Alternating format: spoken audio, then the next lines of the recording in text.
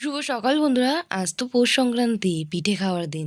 জানো তো এই পৌষ সংক্রান্তির দিনটা খুব ভালো লাগে। কারণ এই দিনকে সবার বাড়িতে পিঠে হয়। আজকে আমাদের বাড়িতেও পিঠে হবে। তো আমি সেইজন্য কিন্তু বাজারে চলে এসেছি বাজার করতে পিঠের। মা আমাকে সকালবেলায় পয়সা দিয়ে বলল, "আজকে পিঠের বাজারটা তুই করে নিয়ে আয়।" দেখো বাজারে এসে দেখি কত সুন্দর পাঠালি গুড়, ঝোলা গুড় আরও রয়েছে এখানে নারকেল।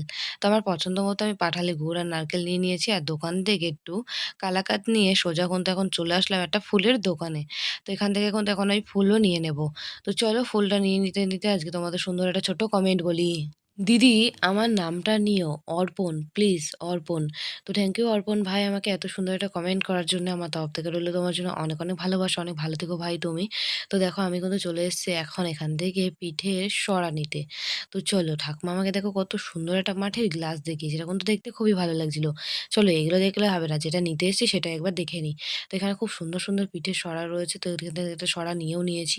তো চলো এবার বাড়িতে যেতে হবে। রান্নাবান্না তো করতে হবে।